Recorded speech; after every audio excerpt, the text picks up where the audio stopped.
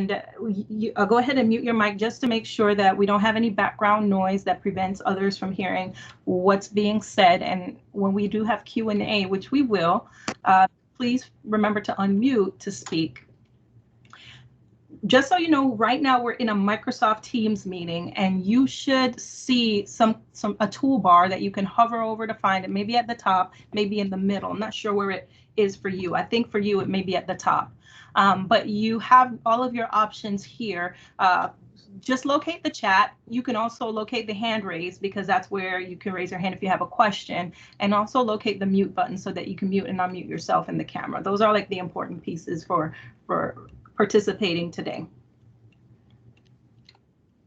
of course, again, the meeting chat. The meeting chat is a persistent chat. So when you click on it, it expands a window here on the right-hand side. And then this window, you will be able to type your chat. But after the meeting ends, when you're in Microsoft Teams and you are looking on the left-hand side on what's called the app bar, if you click chat, you'll still be able to see everything that was discussed in this chat, and it will be listed by the title of this meeting. And the title of this meeting, I believe, is called Social Continuity. So you'll be able to see the chat right here, even after the meeting ends.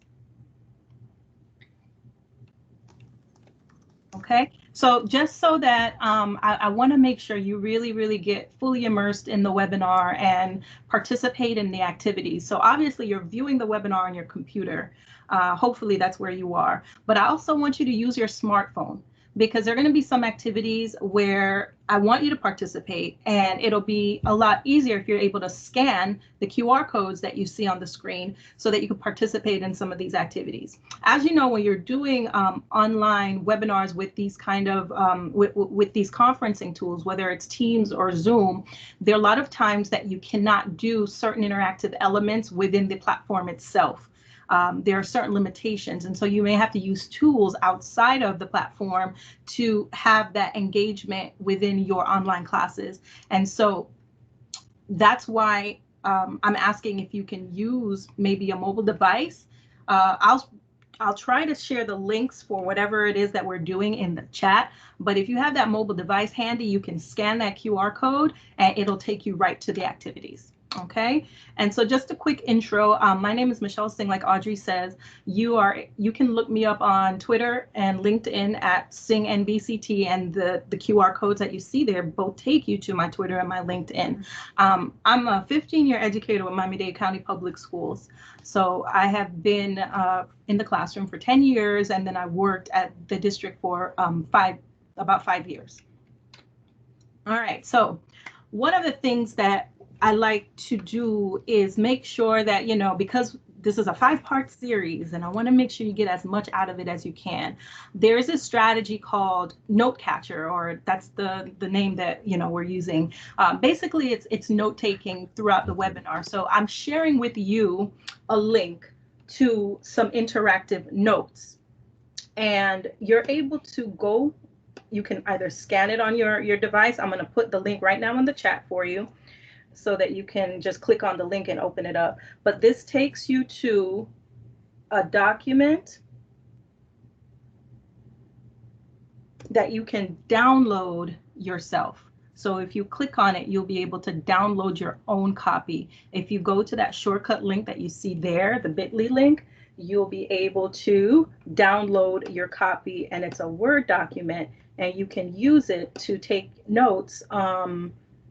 And we'll have some note-taking time embedded within the presentation as well. I'm trying to share some things in the chat with you while I'm presenting, so if some things come out a little big, please forgive that. Okay, I see a few more people joined. I see some familiar faces. I want to give a shout out to one of my former students. I see Mr. Charles Smith is a new teacher on here, and he's a former student of mine. So welcome. Okay. Also, all right, so let's get right into the content. So I'm multitasking. If you see me, you'll see that I have 3 screens going at the same time in 2 different devices, because I want to make sure I drop things in the chat for you when necessary. So at this time, we should all be familiar with the terminology continuity, educational continuity, because it's basically the continuation of learning during school closures, which we are having. We had since March, and we're going to continue it. So educational continuity is a framework for teaching and learning that we have to use during this time because of our school closure. So it deals with the processes and the procedures and the decisions and the activities that we implement in our classes during school closure. Okay. Now, when we have school closures and this distance learning, we have to have changes in the way we communicate, collaborate, connect, and deliver our content with students. There are definitely changes with the way that's going to look in online learning, but as educators, we have the capacity to really soften the negative effects for students when they are participating in online learning. Like, there's lots of research that suggests that students' social emotional learning is truly affected by the remote learning or the online environment. And then, of course, the parents and the families struggle as it relates to communication and that support. And we can definitely put some structures in place to help support the parents and help facilitate communication, consistent communication with parents. Okay, we can have activities within our lessons that foster relationship building. We can have activities that are engaging and that has that SEL component, social emotional learning component, and that fosters those higher order thinking skills, or HOTS as they call it, and of course encourages metacognition. And that's where these five educational continuity options come into play, because when we can implement pieces of social, familial, emotional, cognitive, and academic continuity, we're able to meet the students and support them as a whole learner. Okay, not just their academic needs, but their social emotional learning needs. And we're also able to support the families as they help their children during distance learning. So today we're talking about the three that you see circled. We're talking about social, we're talking about familial, and we're talking about emotional. Join us again on Thursday to talk about cognitive and academic. So before we get started, I know you know this, but just to throw it out there, there are activities that you'll have to do in these learning environments that are for synchronous situations and asynchronous situations. And you'll see how some of these things that I talk about apply to one or the other or both. Okay. Another thing that we also absolutely need for success is to have a single platform that can foster true collaboration and communication. We have platforms that you can have discussions, breakout rooms, live meetings like what we're doing right now, where you can have assignments and announcements and file sharing and even file editing and collaboration, and being able to integrate other applications. So if you have a platform, a single platform that can do all of those things, your distance learning, online learning environment is already set for success. And just to throw it out there, I know that the district is using that new platform K-12, My School Online. So you may have certain features in that platform. And then I know that you all may have used Microsoft Teams, which meets all of the requirements that you see here on the screen. And right now, again, we are meeting in Microsoft Teams.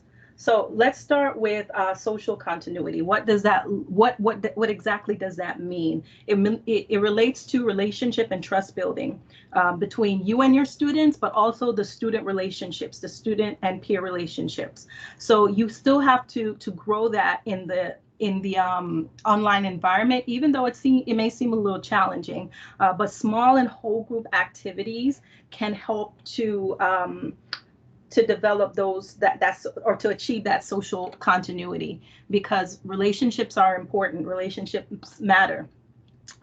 When we are practicing physical distancing, social distancing, we don't have to lose those social and school connections. And it is, again, really critical for us to put things in place that allows for the students to continue to build those relationships in a positive and safe and supporting environment. And we have to really think about those SEL connections that we can make with our curriculum. So what I want you to do is think about something and maybe even make a list. Make a list of some collaborative or small group learning activities that your students may have completed before or you want your students to complete. And as we explore the different options for social continuity, I want you to think of ways that you can do these things online. So I know one activity that I love to do with my students was Socratic seminars. How can that look in an online environment? How does a Socratic seminar look in an online environment? I know what it looks like in the classroom, but what does that look like in the online environment? And you can use tools like Flipgrid, for example, to help with bringing those kinds of activities into the online learning environment. So by a show of hands, how many of you have heard of Flipgrid before? I see one person. Let's see 3 hands up. Well, I see 6 hands. So, oh, we have a lot of people. Great. That means that you guys have been getting a lot out of these PDs. So we have quite a few people that have heard of Flipgrid. So I am going to actually take you to the Flipgrid site just to show you what Flipgrid is all about. So let me exit this one really quick and go here. Yep. So, okay, I thought we had a question. So here you go to flipgrid.com, and here on your Flipgrid site, Flipgrid is a video discussion tool. That's pretty much what it is in a nutshell. You can post discussion topics and your students can respond to those topics in video. And so let me just show you really quick what that can look like. So you can post a topic, okay? So let's look at this topic. So I have a question here, and then the students respond in video as well.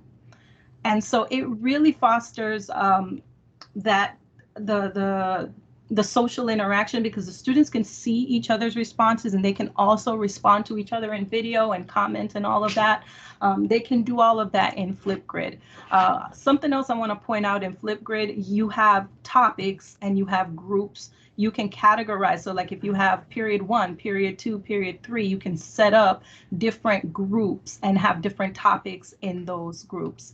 I want to just show you around here really quick to the Discovery Library, because Flipgrid has a lot of new updates that they've just released, and that includes their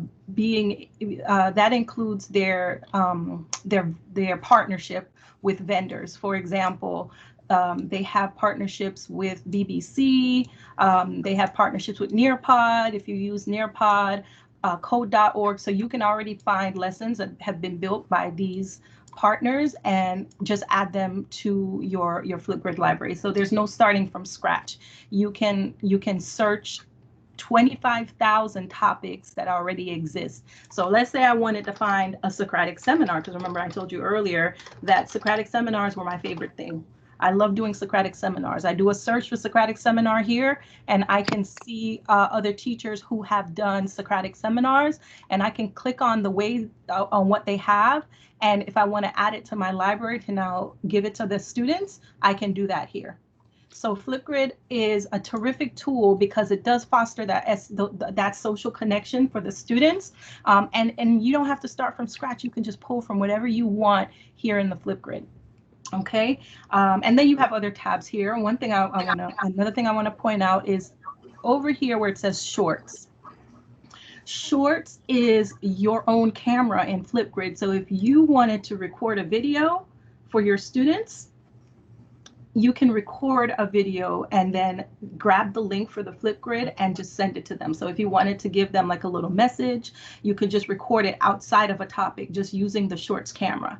So you could see your recording options. One thing that I really love about the Shorts camera, you can upload a video, you can mirror your video. So if you wanted to flip it, You can record screen. So if you wanted to like record your computer screen and do like a little tutorial, you could do that. But take a look at this. Take a look at all these effects.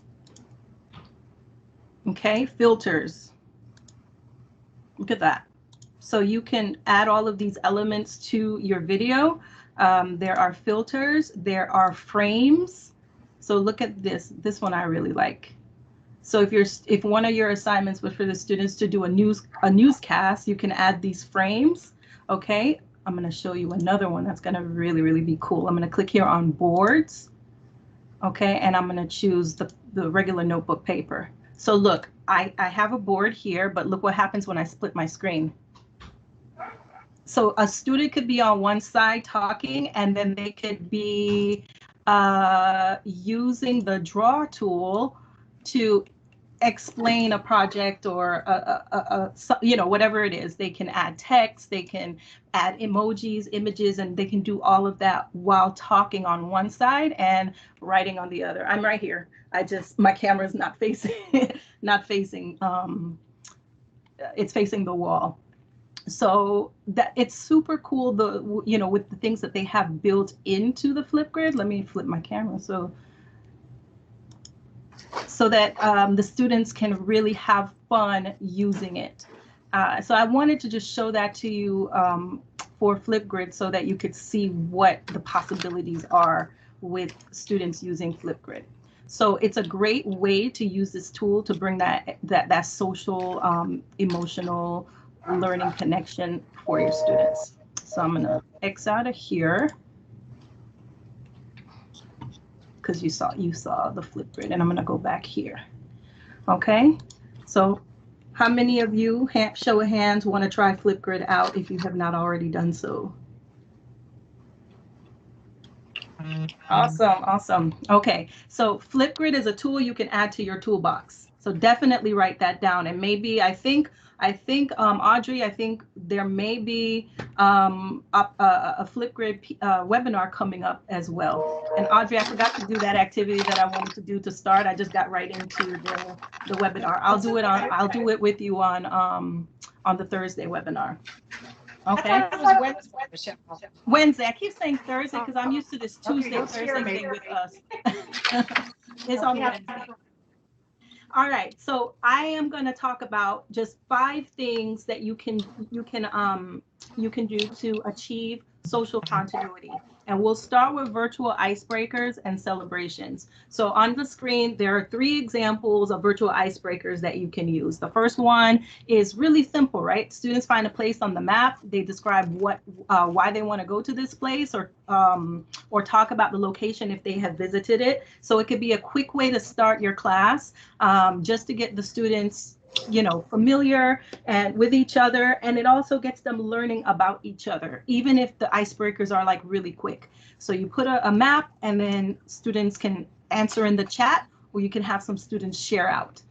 The second example here, students locate an object in their surrounding and use it to symbolize some aspect of their self. So maybe they find like a rubber band, and the rubber band is to talk about how flexible they are. You know, they use that symbolism to describe, to relate that object to themselves. So again, they're learning about each other, and you know, you're learning about them, and they're learning about you as well. Number 3 says, the teacher reads a quote, and you could pick a quote related to whatever the lesson is, and they ask students to relate to the quote or connect it to what they're learning. So this could be a book they're reading, or about a historical figure they're studying, or whatever it is. So these are just 3 examples of quick icebreakers that you can definitely incorporate in your learning.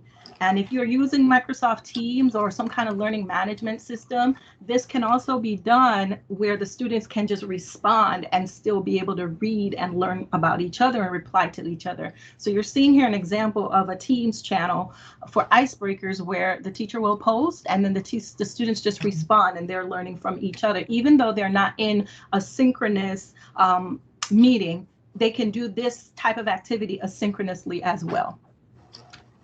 Okay, virtual scavenger hunts and flip hunts. I love these. There is a a scavenger hunt version of the Flipgrid, and that's what the Flip Hunt is. And these activities are you know, they foster that challenges for students, engagement, exploration, and of course shared responsibility, which is really important for them to be able to work together and produce a product and complete a task together, each person having that responsibility. So what is a Flip Hunt? It's an academic adventure, and a Flip Hunt is where you would create those video topics and ask different questions for the students to record videos too.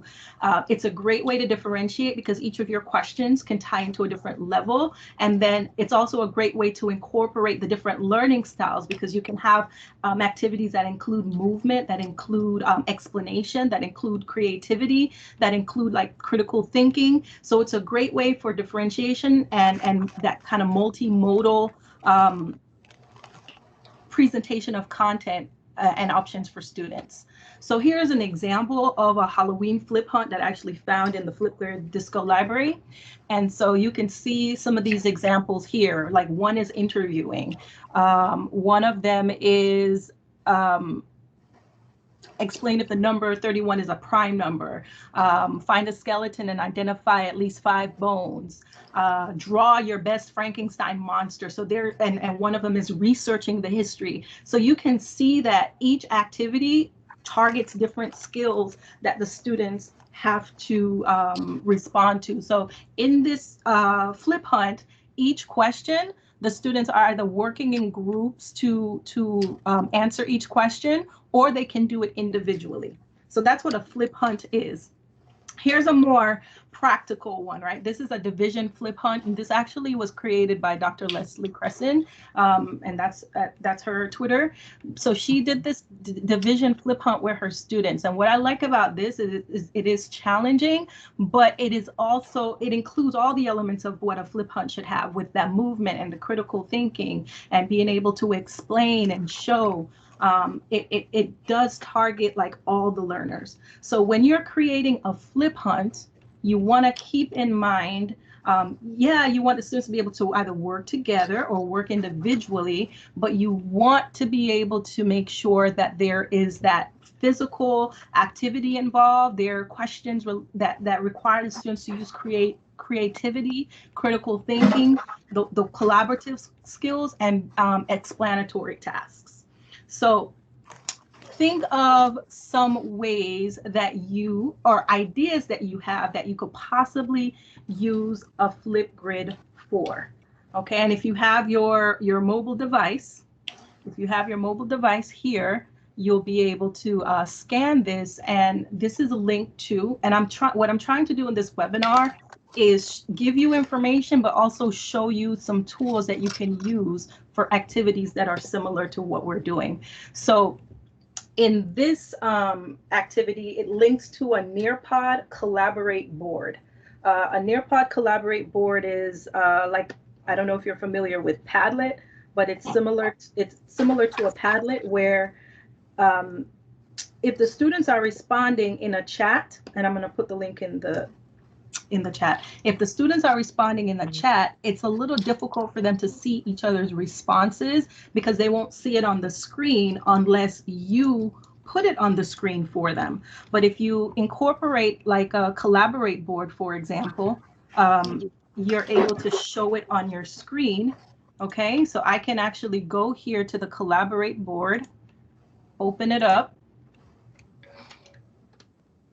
and then as you all type in your responses, you would enter your name. As you all type in your responses, you'll see them populate here on the board. And this is a great way for the students to see each other's thinking and for you to have discussions. So if anyone wants to go on that link that I put in the chat, or if you scan the QR code here, you're going to be taken right here to this Collaborate board where you can respond. And it's just put an idea that you have for a Flipgrid topic. What's your Flipgrid topic idea? What is something that you can take and make it into a Flip Hunt? Okay, so I'll give you guys like a quick minute to think about that and respond. So again, you can scan. or just click on the link that's in the chat.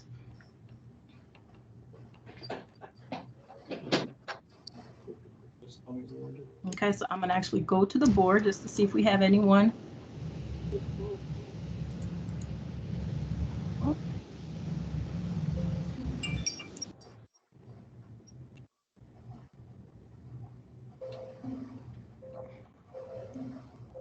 Okay. I have to go in and sign in. That's why you're not seeing. That's why it's saying it's on hold. So I see Teresa has put in here civil rights surprising facts. That's a great example. So thank you, Charles. Yeah, I have to go in and sign in to my Nearpod to be able to activate the collaborate link. So just trying to show you those different tools. So thank you for trying to participate in that. Okay. All right, so I want to talk to you next about virtual field trips. How many of you have used or heard of Skype in the Classroom? Show of hands real quick. You could use the hand feature on the Teams. Skype in the Classroom, anyone? I see 2 people so far. Okay, so Skype in the Classroom, I'm going to show you 3 things on Skype in the Classroom that you can use to integrate virtual field trips with your students. I'm going to go to education.skype.com. Or you could just type in skypeintheclassroom.com and it will redirect you to this site. So it's absolutely free. You go to Skype in the Classroom. It's a free, totally free site. I'm going to show you just some right up here by clicking resources and clicking on educators. When I click on resources and then educators, it's going to load a few things for you. There are 3 things that I want to show you. I want to show you that there are live and on-demand events that come up every week, right? So the on-demand events are recordings that they've already had for events from the past, like they've done things with like Dr. Jane Goodall, they've done things with authors like Henry Winkler. So you can click on these things and you can view the videos for these things, right? You can download even like activity plans and lessons that go with that particular video. So these are all there for free, ready-made. If you're teaching a particular topic, let's say you're teaching the writing process and you want them to hear from an author, you can go here and you can look at what that recording was about, and you can have a virtual field trip with your students, okay? And so these are all on demand. Now they also have live events that occur every week. They do it every Wednesday. I think it's 10 a.m. Pacific time, which would be like what, 3 hours our time, so like maybe 1 p.m. So they have you can see what they have on schedule all the way here to September 23rd. So they have September 2nd. This one is actually the cool one because we have one of our very own Miami natives who is going to be presenting on the migration of the monarchs. This is a session by Ron McGill from Zoo Miami. So absolutely free. All you have to do is go on the site and here's the link to join, and you connect your students. You can have a live meeting during this time, or you can just share the link with the students and tell them to watch it, and then have some questions. There's some activities here, and then you have a discussion about it when you meet during your live session. But it's definitely a great way to have bring in the community, bring people in from outside of the walls of your classroom. So you have live events from Skype in the Classroom, and you have on-demand activities. Now you can also look at their virtual field trips and their guest speakers. So I'm just going to deselect these options because you can actually connect with people live, where you can actually schedule time for these people to come into, with your class, your virtual class, and speak to your students. So you're just searching for guest speaker sessions and virtual field trips related to whatever topic you want, and you would be able to connect with them by requesting the session and connecting with them over Skype in the classroom. So you have lots of possibilities here to bring in that social continuity with scheduled sessions, with on-demand videos, and with live events through Skype in the classroom. Okay, I wanted to show this to you really quick because, and you can actually scan this and it takes you to an example of the Jane Goodall video. But if, let's say you decide that you want to show a video from the on-demand lessons, you can use an app like Nearpod, and you can use, they have a new feature called the interactive video that basically allows you to add a video from, let's say, YouTube, or upload a video from your device, and then it will, you can embed questions within the video. So as the students are watching the video, there are questions that you can put for them to answer. So like when they first, like this is a multiple choice question that you've embedded in the video that the students have to answer, okay? And so when they get to certain points in the video, you can embed these questions at different points. And so the video now is interactive. It's not just them watching a video and watching a video for 15 minutes. You can have checkpoints in the video for them if you would like. And this, what I'm using is Nearpod. You can sign up for a free version of Nearpod and use that interactive video feature. Okay, there's also Edpuzzle. Edpuzzle is also another app that does that interactivity with videos. And you all have access to Microsoft Stream, which is through your Office 365 through Miami-Dade, and Microsoft Stream is a video service that also allows for interactivity through Microsoft Forms. Okay, so I'm throwing lots of little tools out there to you. And as a reminder, mark your calendars for September 2nd, because that's when Ron McGill is going to present about the migration of the monarchs. Okay. All right, transitioning now. How else can we achieve social continuity? Through virtual circle time and storytelling. This is especially important for the littles. And there are 3 ways that you can do this, right? Around the circle sharing, where all members say something about a topic. Partner or small group sharing, where you could use breakout rooms or just, have the students pair up with a parent that's there to talk, or dialogue sharing. One student presents something about a story and then asks for responses from the other class. So this is really geared toward the littles. These suggestions here for having that virtual circle time, because you're not physically with them and you're not going to be able to see them every morning, but you can certainly do something like this to still have that element in your class. Okay. Another thing that you can do to have that social connection with students is through digital breakouts. Digital breakout rooms, if you're familiar with Microsoft OneNote, you can create these digital breakout rooms with OneNote, and it really fosters problem solving. The students are able to unlock clues. They have that gameplay element. It's true collaboration, true critical thinking, creativity, and communication. I'm going to throw in the chat for you 2 links to the videos. These are really good videos that walk you through how to create the breakout using OneNote. And I want to show you an example as well. So let me throw this in the chat for you.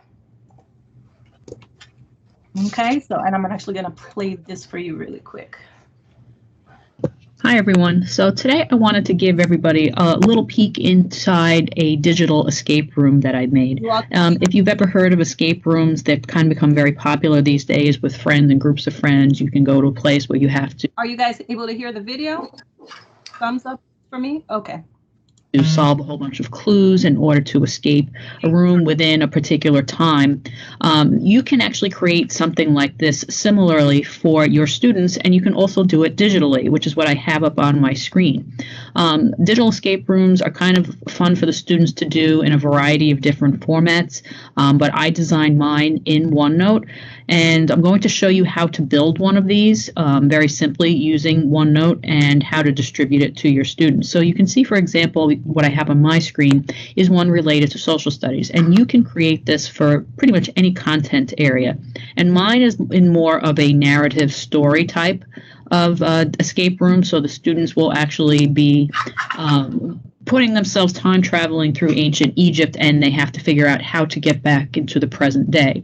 I've seen escape rooms where math teachers have put math problems one on each section in a OneNote notebook, and they get increasingly harder, and they have to get through each one of these problems in order to get to the end. So these can be done in teams, they can be done individually. It's a great way for students to review or to learn new content, and it brings sort of a gaming into the school element. So the one that you're looking at right here is one I designed on ancient Egypt, and if you've read any of what I have on the screen, you'll see that the students are time traveling, and their time traveling machines get stuck.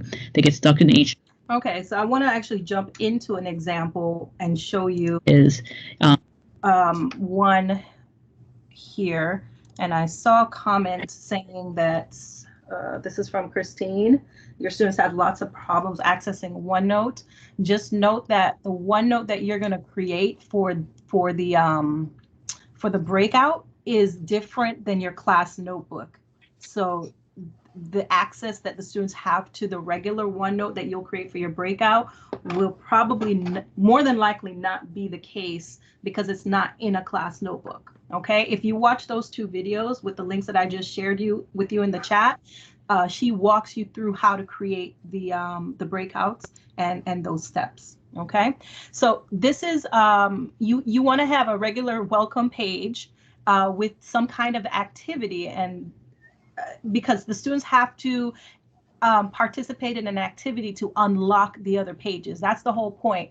You have different sections with content that you want the students to review, but you want them to be able to get into it.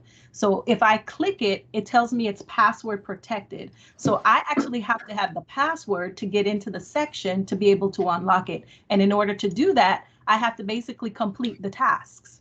So these are my tasks. These are my hints. This is my activity. I have to actually complete a Flipgrid. And when I do all that, here's a hint to what my password is to unlock the next section.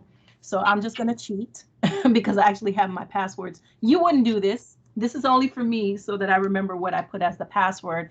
Only because once you set the password, you have to remember it because you won't be able to access it if you forget it. Okay, so I'm going to put it and then no thanks. Okay, and look, I've unlocked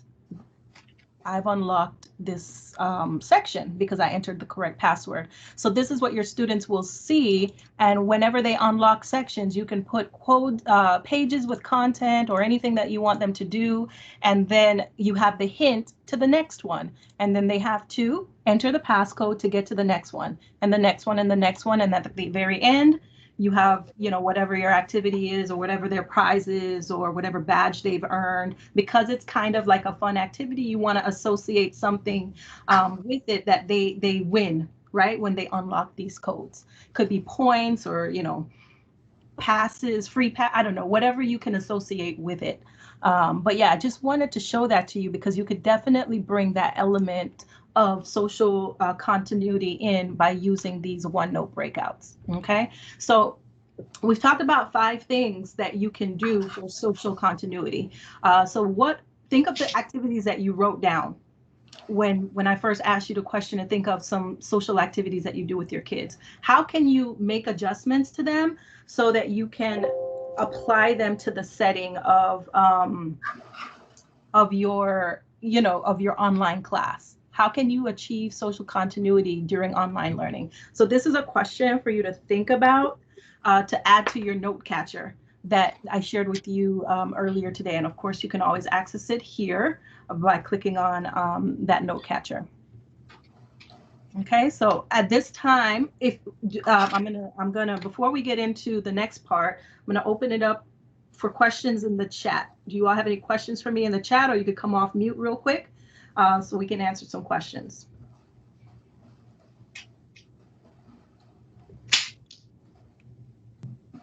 Okay, I think we're good. Mark? Are we going to get a copy of this? You'll have the webinar is being recorded. Yeah, absolutely. So you'll have the webinar recording. So you send that to us? No, Audrey posts the webinars on the Education Fund YouTube page, so you can access the webinars there. Great, great, because it's fast and it's a lot of information. Thank you. Okay. All right. So familial continuity, you guys ready for that? How can we help our parents, help our kids, our students? So we're going to talk about a few things before we get to the 5 examples. Just a few things that we really want to make sure we consider when we're thinking about how to address our parents. Okay, so I know a lot of parents that I've spoken with said that they had lots of challenges when they had multiple children, right? Because you had one child's teacher who was using 3 platforms, and then another child's teacher who was using 2 different platforms. And so the parents had to keep track of all the information from all the teachers on like 20 different platforms. That can be very overwhelming for the parents. So try to streamline your communication with the parents by using one single platform. Another thing that you can do to help parents is by sharing any kind of information, updates, announcements, expectations, sharing them weekly rather than daily. Again, because they'll be inundated if they have 3 kids, and every single day they're getting from every teacher that student has. So weekly communication, and just put everything in that weekly communication, it'll make things better for them. Another thing that parents really need are how-to resources. So if you're telling them, okay, today help your child with metaphors and similes, you may want to give them a little guidance on how to do that. Remember, they're the teacher at home. You're not seeing the kids. The kids are at home with them all the time. So maybe, sharing some like 1-pagers or tutorial videos that can help them, or even creating a Flipgrid and explaining to the parents what you did that week and what to expect and what, where they can go for help. That would be really good for them to have. Explaining the why, like we all have, standards that we have to meet. We have our goals and our objectives. When the parents look at the Florida standards, the Florida state standards, they don't understand that. So by creating I can statements, where the parents can see exactly what the child needs to do. Like if they're learning about, voice in writing, the parents don't get that. So how can I make that into an I can statement to make it easy for the parents to see what exactly their child is doing for that week? And have multimodal communication options, because, well, let's face it, a lot of our parents don't speak, English. We have, just like our students have different learning styles, so do our parents. So we want to communicate with them in ways that have that multimodal, that have the multimodal components. So just in the chat really quick, what are some platforms that you are currently using to share with your parents? What platforms do you use right now to share with your parents? What tools? Okay, so Remind is a popular one. Okay, Edmodo, I see Remind, Edmodo. I see Google Voice, Classroom. Okay, Remind, how to Remind, and Class Tag. Okay. Google yeah. Classroom. Google Classroom. Okay, yes, some of you are using Google Classroom. Yep. Okay, so yes, I would try to find a single platform and use that platform, because you want to be able to communicate with the parents in that one platform, but you have to also understand that you may be sharing lots of resources with them that are you know, in different formats. So I may share a video, I may share a survey, I may share a PDF. But if I can share all those things in a single platform, then that would be great, because all they have to do is view it in that single platform versus, okay, I have to go here to open this, then I have to go here to open this, and then go here to open this. That gets overwhelming for them. So the 5 suggestions that I have for you for the familial continuity. The first one is to create a check-in survey, and you can do this like weekly with them, where you can share the survey with them or put it in a place where they can access it, and they can check in with you if they want that like private like support, right? If their child really had some struggles this week and they want to check in and share that with you so that you can give them some help, they should have access to a check-in survey where they can share these things with you. And that can easily be created, like if you use Microsoft Forms, some people may use Google Forms, doesn't matter, but they need to have a place where they can share privately with you. And it doesn't have to be like on a phone call. Like, give them the time to be able to access this whenever they want, so that they can fill this out at their convenience. Okay, so a check-in survey is good. And also a place where they can get after hours support. And I don't mean like a help desk. You know, think about like a digital kind of help desk. You're going to provide them with resources, like a bank of resources where they can access it anytime. And this could be in the form of video tutorials and one-pagers. So there's the K-12 platform that's being used, the My School Online, and then there's Microsoft Teams that's being used, and then there's other things that's being used. Well, what if you had, in this example, this is a OneNote notebook. What if you had a OneNote notebook that had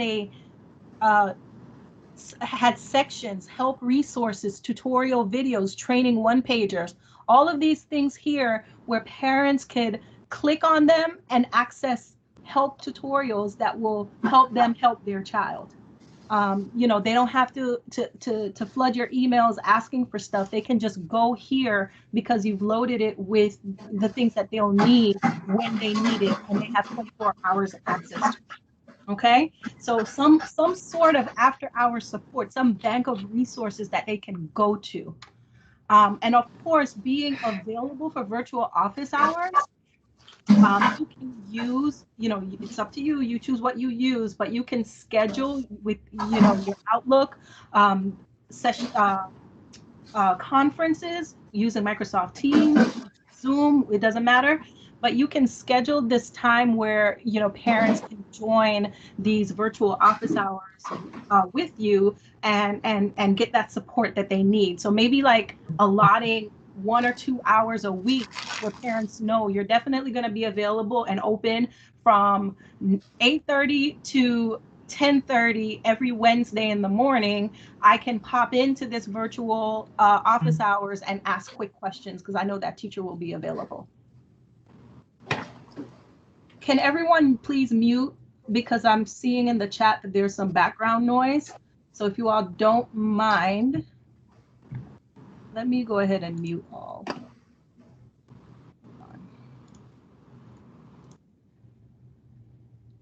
Okay, I think that should be better. Thank you for letting me know in the chat.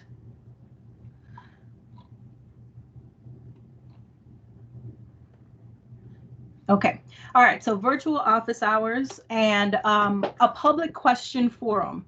This is great because the parents can help each other out in this aspect. So if you use an app like Flipgrid and you set up a topic where the parents can ask questions and then other parents can respond, you can respond. This is a great way to get them seeing what are some common themes, you know, common questions and answers that may have already come up. And the great thing about using like the Flipgrid is if they have a question and another parent had a question, they can go on here and see that question from the previous parent and the answer that was given, and they don't have to ask it. So it's like it's a public Q&A corner for the parents to have. So having that set up, having a private place with the forms, but also having a public Q&A corner using Flipgrid.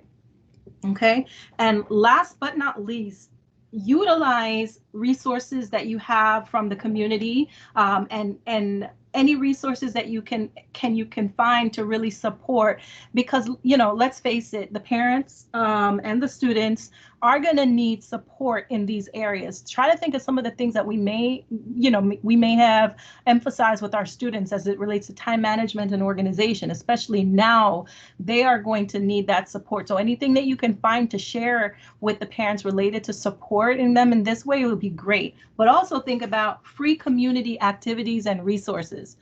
There are resources available through the Microsoft stores online, and the Microsoft stores online, if you scan it there, if you scan that QR code, it's actually going to take you to this link. I'm going to just go to it really quick so you can see it.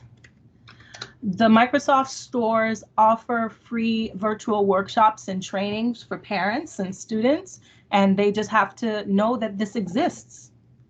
Okay, the virtual workshops are on different topics, from coding. They have summer camps for kids. All they have to do is just go here. Here are some of the topics that you can see. They just have to go here and sign up for it. That's it. These are all free for the parents and for the students to take part in. Okay, and there may be like local Microsoft stores. I know the stores are closed, but they're doing everything virtually. Everything is being done virtually. So they may offer additional support other than what you see on the website, like trainings for parents on how to navigate Teams, for example. So you also have mentor groups that are associated with sororities and fraternities. You also have children and teen groups that are associated with nonprofit organizations, and even youth groups with churches and other religious orgs. And they may host conferences, they may host activities that are free for students. They just need students. So really look into the community and see what's available that you can share. And a lot of these things, again, now are being done online, and you just have to find them. But these are some ways where some places that you can look to get these free resources to share with the parents. Okay, so think about the technology tool. Think about the technology tool that you really want to use to streamline, especially with the 5 things that I've just talked about. How can you use one single tool to streamline all of that communication for the parents? A single tool. My suggestion, I would have a OneNote notebook where all that information lives for the parents. It's not a class notebook. It's not a staff notebook. It's just a regular OneNote that you create and you share it with the parents with the link, the Anyone link. Okay. Okay, so let's take a pause here so we could take some questions. Any questions from the group? I see something in here. Let's see. Okay, so Nikki says that she's taken a few of those Microsoft courses virtually and they're great. Awesome. Awesome, awesome. And I don't think that we'll be doing like a webinar on OneNote. Oh, Mark, what is OneNote? Mark, a note binder. So remember that breakout that I just showed you? So let me go back here really quick. Thank you for asking that, because it's a part of your Office 365 with Miami-Dade County. It's a digital binder. So in this digital binder, just like in a regular binder where you have these things called dividers, they're called sections in OneNote, you can organize your content in sections and then in pages. So you have sections and pages. So like that parent one that I showed you, it had sections and pages for each of those categories that we talked about. So like here, you could see it in this example. So you have announcement section where you could make those weekly announcements, weekly check-in. That would be that form that parents can access that form whenever they want to fill it out. You could put your office hours schedule, and the link to your office hours meeting, virtual conference, whatever that is, tutorial videos you want to share about different topics that the parents need to know, and other, other resources that they may need to have. Okay, so it's a great way to just kind of put everything together in one place and share that with the parents. And then you update it. When you update it, it automatically is updated and the link doesn't change. Okay, so that's what that is. Thank you for asking that, Mark. All right, so last part, emotional continuity. So this all, again, it's all coming back to meeting the child at meeting all of the needs, the whole child, supporting the whole child in the online learning environment. So emotional continuity is that SEL component that really gets overlooked in online learning and remote learning environments. That's what the research says. That's where it's really lacking for the students. We have to be able to incorporate SEL experiences in the learning tasks that we have for the students, in the lessons, in our meetings, even in our online meetings and our discussions, because the students really need those SEL experiences to build their skills, and it does trickle onto their academic skills as well. Okay, and so how do we do that? Well, first we have to think about the goals of emotional continuity. We want to be able to provide the students with a safe space. We want them to have student-to-student connection and teacher-to-student connection, and having a place to do daily check-ins. There has to be some kind of daily something that's being done with those students. If you're on block schedule, sure, it could be every other day. If you're elementary, it should be daily. Okay, what can you do to ensure that the children and the students have something from you consistently? Okay, so we're gonna think about some things that you may have already done with your students in a traditional setting. Write them down, because I want you to look at them and see how they can be changed by the time we're done looking at these examples, so that you can see how they can be implemented in the online class. So the first thing that I want to point out is the SEL competencies, the social emotional learning competencies, because this is what SEL is all about, being able to target these 5 competencies. Okay, so we have self-awareness, self-management, responsible decision-making, social awareness, and relationship skills. How can you create learning activities and experiences that tap into these SEL competencies? Okay, and so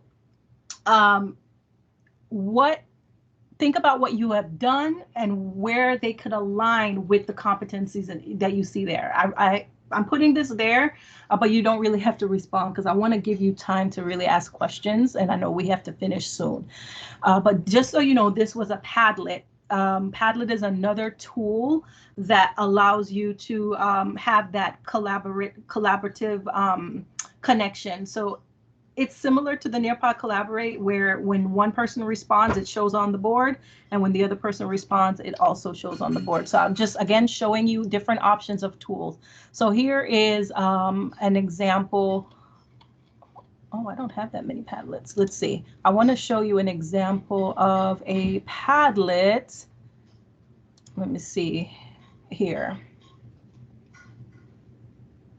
Great. So you see how you have different posts, and it's just as people post, it gets loaded, and it's just a great way for the students to see each other's thinking.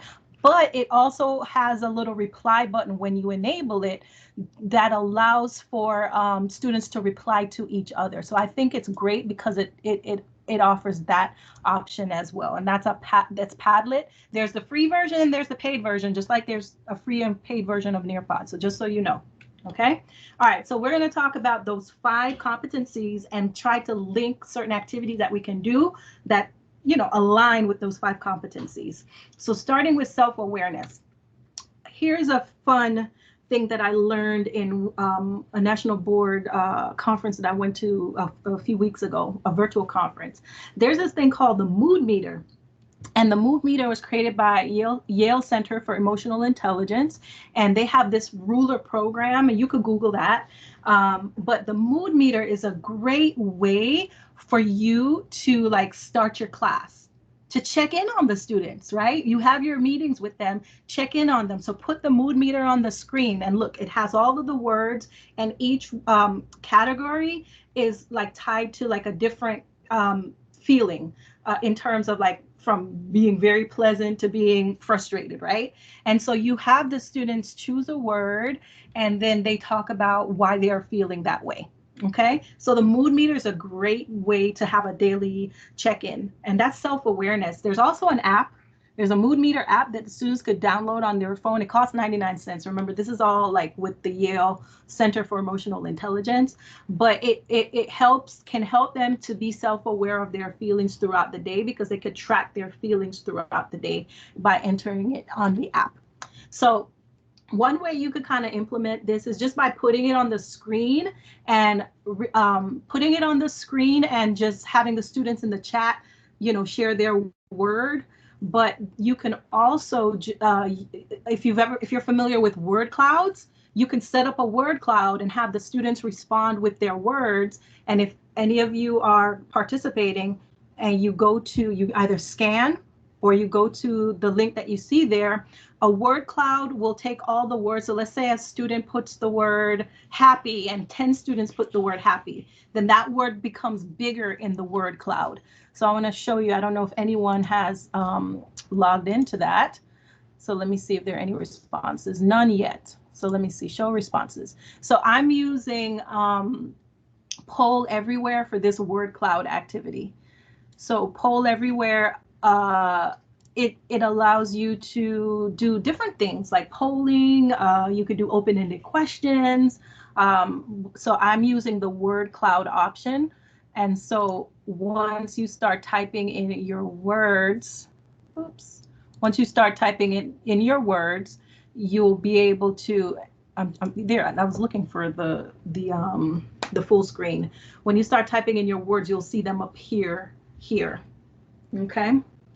And the great thing about the Poll Everywhere is it could be done with texting, or you could just go directly to the site. So that's another tool that I'm just throwing out there. So anyway, going back to the mood meter, I really love just being able to start a class with the mood meter, just checking in on them, like, how was your day?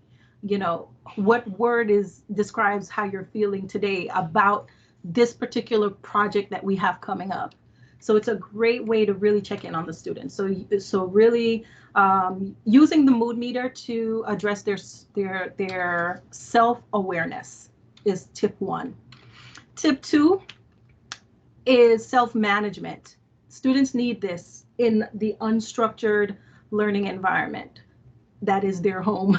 They're going to need that structure from you. So for elementary, highly recommended that you do morning meetings to really set that,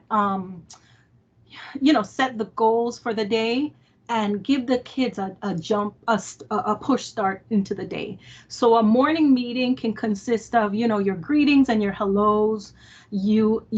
You're also doing some kind of lively group activity. Maybe it's a dance. You could use Go Noodle is a great site for elementary, Go Noodle, and also Cosmic Yoga Kids, I believe it's called. And then you share feedback. You can, this relates to whatever it is that you're talking about for the lesson for that day. And then you have some kind of goal setting message. And this can be having the students come up with their I can statements for the day. So this can be what your morning meeting consists of for 10 minutes, 15 minutes, however long. But elementary teachers should definitely be checking in with their students and kind of helping them to develop goals in the mornings like this. Okay. And then for high school, you don't have to do meetings. You could do messages, and you could record them like on Flipgrid, for example, using the Flipgrid Shorts camera. You can use PowerPoint, the recording options in PowerPoint. You can use Microsoft Stream to record. But you should, have some kind of check-in where you're giving the students, their expectations for the day, clarification on anything that from the previous days, procedures for learning, tasks, tips for success, and some kind of encouraging end. So having some kind of morning message check-in for the students would be good, right? So that could be what's used for secondary. So we're gonna hop right over this because I do want to make sure we get through everything here. Okay, so how many of you, before we even get there, how many of you currently do morning meetings or morning messages or morning check-ins with your students? You could just raise your hand, or you could just put yes in the chat. Okay. All right. Miss Garcia, how are you? Thank you, Ida. Good evening. Good. Miss Muller. Okay, good. I want to hear from you guys when we get into the Q&A part with how you are setting up your morning meeting, so we could get some ideas from what you're doing, okay? Mindful moment in art. Love it. Love it, love it, love it. Okay. All right. So social awareness is another one of the CASEL competencies, and you can accomplish social awareness by having the students connect to feelings and emotions in what they're doing with the text that they're reading. Nonfiction, fiction, bringing in current events. If you're teaching math, bringing in current events and having them, find connections with that. But you select your reading material strategically or viewing material strategically. Having them find relationships and feelings, not just in characters, but in the people, like if it's current events, or even in situations, if it's talking about something that has happened. So connections to feelings, relationships, emotions of people and situations. And then you want to do things that connect to the backgrounds and the communities of the students. So how are you tapping into their backgrounds and their communities with the content that you're covering? How are you having them relate? How are you having them find parallels to themselves and what they're reading or what they're learning? This could be in math, having them find real examples of math in their surroundings. Okay. And of course, activating their background knowledge, because bringing that in is super important. So that's how you can build upon social awareness, by using any of those strategies there. Okay. And of course, with relationship skills, having a place like a fun channel in Microsoft Teams where the students can celebrate themselves, celebrate their accomplishments, give each other praise, do check-ins like a simple birthday shutout. Having a place for them to constructively and appropriately share.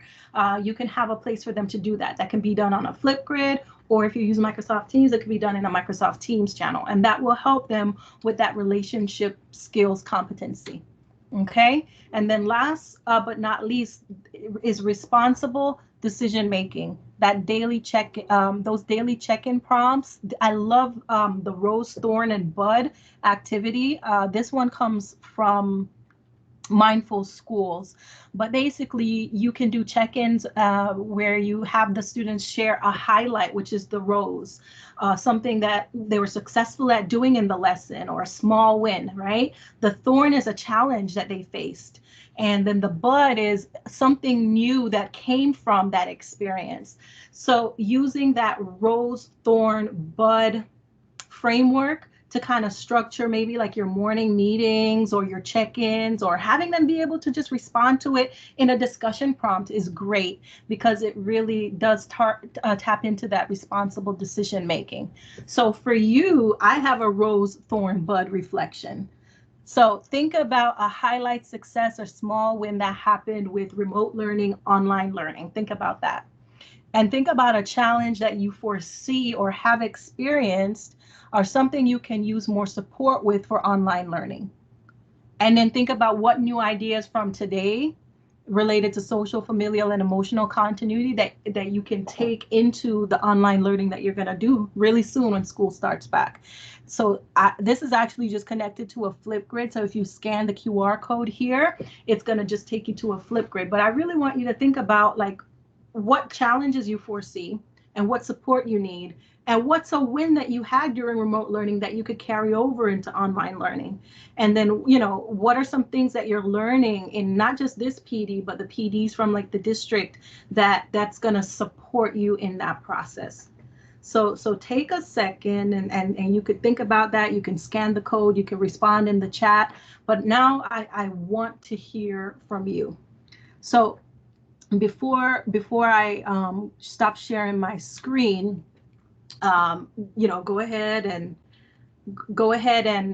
you can use your silent note taking in the note catcher. I try to incorporate this so that you can also see how you can run an online meeting. You know, giving silence in an online meeting is not always bad, especially if the students are doing something constructive. Like if you do share with them like notes for them to take throughout the presentation. So building in those elements of silent note taking is not bad for the students to really take a pause and reflect on what you've said and now write your notes down. Okay. And last but not least, there is, so when I first started, I told you that I had been doing a lot of research and trying to figure out a way to kind of compile everything that I had been reading about remote learning and distance learning and online learning. And I decided that, like, I had started writing things down and putting things together, and it just got to be so much that it turned into this. So this is available on Amazon Kindle, but it's what you've seen in this webinar and more. Okay. And so with that, I want to give you an opportunity to share. So I would like for you to come off mute, and I would like for you to, well, first, tell me about something from this webinar that you definitely want to take back when you go into your online learning environment. So I want to give you a chance to ask questions and to share. I'd like to. And feel free to come off mute and just chat. Hi.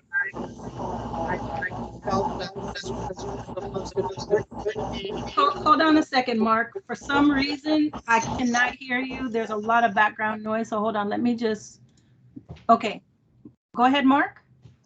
For me, I think this was the most helpful webinar for me, because I feel that that is the heart of the learning experience, is the relationship with the students. Yes. And so I know my content. I know how to teach art.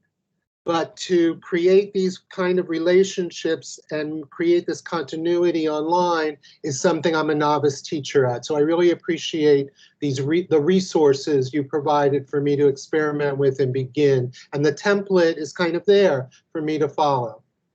Awesome, awesome. You're very welcome. I'm glad to hear that. Yes, that social emotional component is crucial. It's overlooked. It really is, because we have been focusing on how to get kids to learn the content because they're going to be distance learners, right? That's been driving everything, and we miss that social. Want to share questions, comments, you know, anything, what you've been doing that's worked? I really. Hold on, Ms. Muller, hold on 1 second, please. I just want to say that the Mark, thank you for those comments. We have a lot of other webinars that Michelle has led that you may find useful. They're available on our YouTube channel, and I'm putting that address up in the chat box. And also, don't forget, part 2 is on Wednesday at 4 o'clock. So she's going to go over more of this content on Wednesday. So, and Ms. Muller, you had a question? Yeah, I just wanted to make a comment that what I will take back is the Skype in the classroom. I like to inspire my students to become writers, and the fact that they can listen to and watch some of their favorite writers is excellent. So thank you very much. I will definitely use that this year. You're very welcome. Thank you for sharing. Ms. Ida, you have a question about how long it took me to create this presentation. So I will say a couple hours, because, you know, I have to create the links, the QR codes, add the pictures, and do all the you know, the pretty stuff. But in terms of the content, I honestly just pulled things from that handbook I wrote. I I wrote that handbook, like I said, because I had just been doing so much reading and trying to put these things together to share. And it just became so much. I had so many ideas. And so I just put them in that handbook. And I just said, you know what? This is, this is something that teachers can really use, because I didn't see much that's out there, like for online learning and remote learning, because we're writing the book now. So I literally wrote the book now. So, I would like Miss Emily Bossells. Hey, I know you.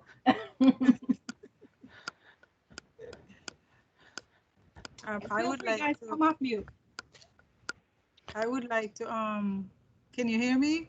Yes, Miss Brian, I would like to endorse what Mark said, because for me, this is a lot of new information and it's going to take me a while to get it, but hopefully I will.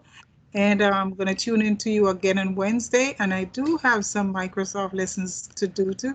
So for me, this was very good and eye-opening and enlightening. So I will definitely put into play the one that you talk about with the parent, because I know that's going to be a tough piece. Yeah.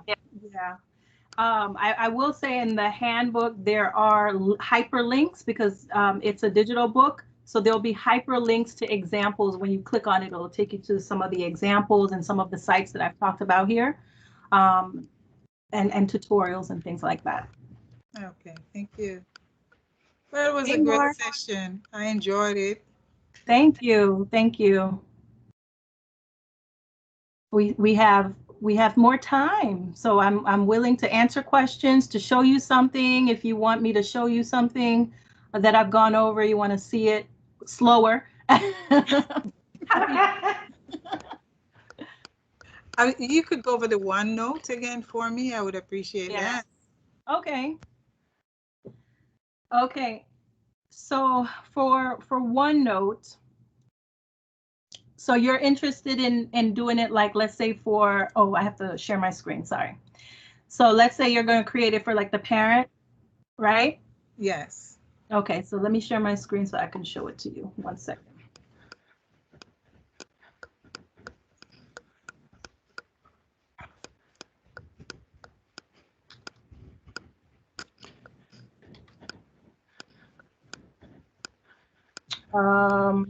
Yeah, let's see.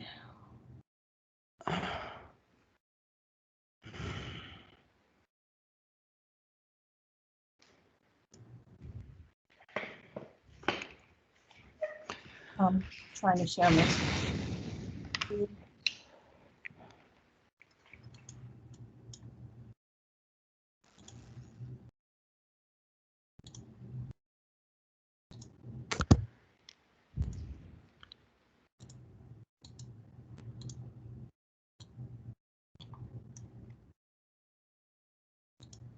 I'm coming, sorry, folks. That's okay. Well, while you're doing that, I'll remind everybody that tomorrow is our first virtual happy hour at 4:30. Please join us. And we'll have information on our virtual Idea Expo teacher conference. So if you like what you're seeing from Michelle today, you'll want to register for our expo. We're having it over 2 days. You can register for up to 6 workshops, as many as you want, up to 6. And we'll have all the information up on our website by tomorrow afternoon. And there'll be more information on that coming. And these workshops are going to be for every subject area and grade level. And there'll be a lot of tips on how to teach content and how to, they're just great new ideas that incorporate distance learning. So we'll have more information on that tomorrow. Michelle, I tried, can you hear me? Yeah. Yeah, I tried going on the note catcher link and it's saying access denied. So you need authorization. Yeah. There's a bit.ly link that I put in the chat. I'll put it again. Go to that link. If you try to open the Word doc. I tried from the chat, the very first link that you put in. Okay, I'll put it in the chat again. But someone asked me to put the results of the poll. And so this was the results of the poll. So these were the 2 votes that came in. And so let me show you OneNote.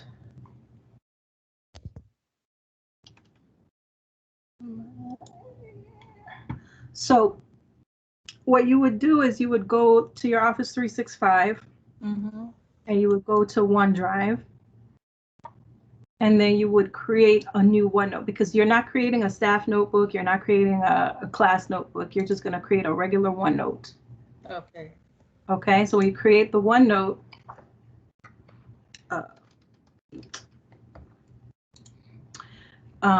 it's going to be completely blank.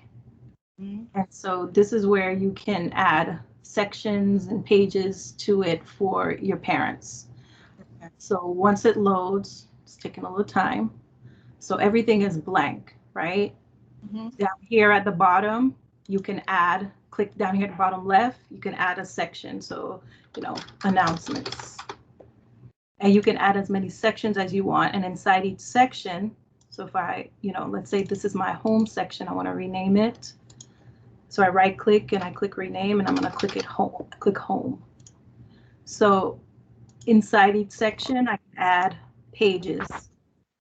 I can add as many pages. And then on each page, if I go to my insert tab, I can insert like any of these things. So like, remember how I had the form for the weekly check-in? I can insert that weekly check-in form. Okay. It'll pull from my forms.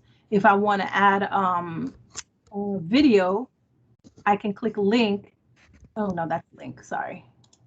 I could put a hyperlink to something. Where's the video? That's, well, okay, actually the videos will embed. If I actually just put the YouTube video link here, it'll embed automatically on the page. What I mean by that is, let me show you really quick.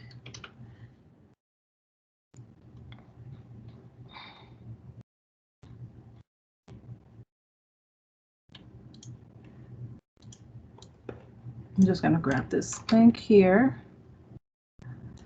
So when I put the link, you see how it just automatically embeds the video. So when you add those YouTube links, like the parents don't have to like go outside of the application. They could play it and watch it right here. Okay. You can add pictures, tables. You can even add like a voice message. So remember how we talked about multimodal content? You can add your voice here.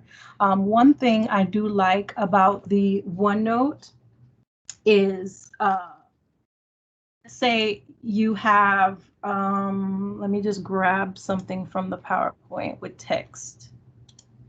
Actually, let me go here and just grab this. I want to show you possibilities, right? It's all about possibilities. If I have text here on a page, as the parent, I can use what's called the immersive reader, which is built into the OneNote. And I can go over here to the right. I can translate. Let me just do. I'll go to Spanish. I can translate the entire document, the entire whatever was on that page. Interesting. Right?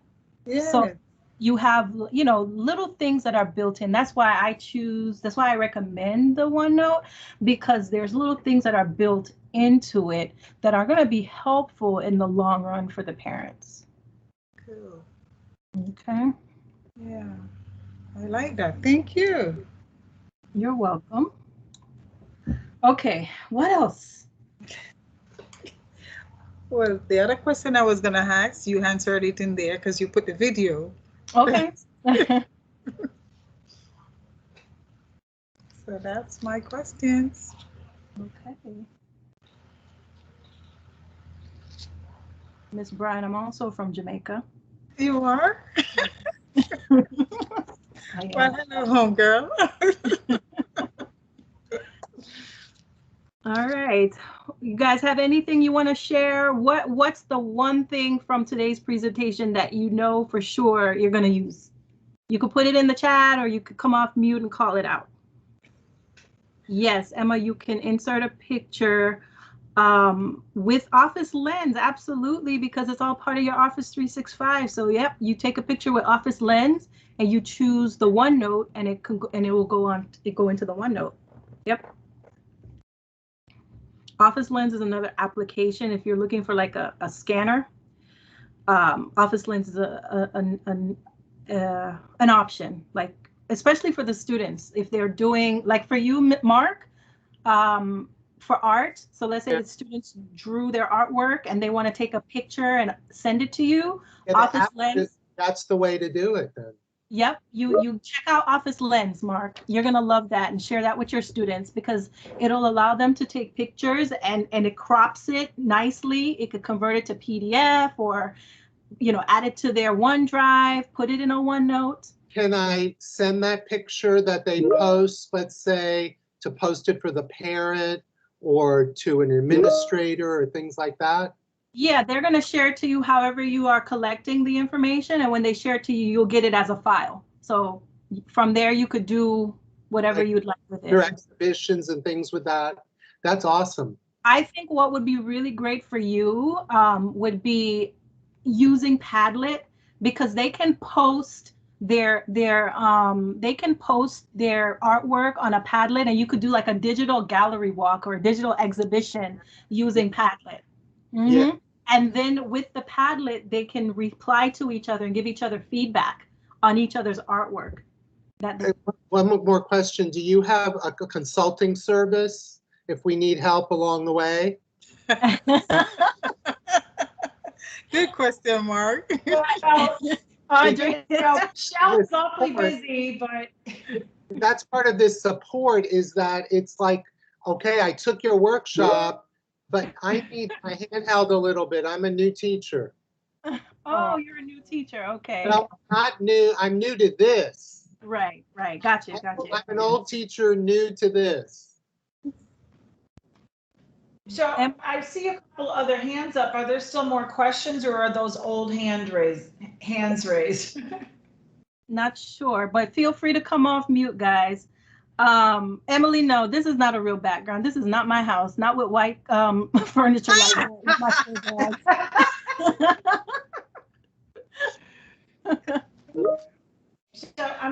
So listen, guys, so we're going to have another series of webinars coming. And again, go to our YouTube channel, because you can see all of the ones that Michelle did when schools closed in the spring and everybody was panicking. We got so many emails from teachers thanking us for those contents, because we even got one from a teacher who said we literally saved her job because she had no idea what she was doing with teaching remotely. So if you need help, if you're a math teacher, we have the whiteboard webinar that's up on our YouTube channel. That whiteboard was very helpful. We got a lot of people with that one. What are some of the other ones we did, Michelle? Oh, I mean, we did so many topics. Oh, how to schedule meetings and how to use forms, how to collaborate in quiz. Yeah, we did a lot. Thank you all for the comments. But maybe Audrey, you and I could talk offline. Maybe having some. We'll talk, Audrey, for support. For sure. But I just want to again.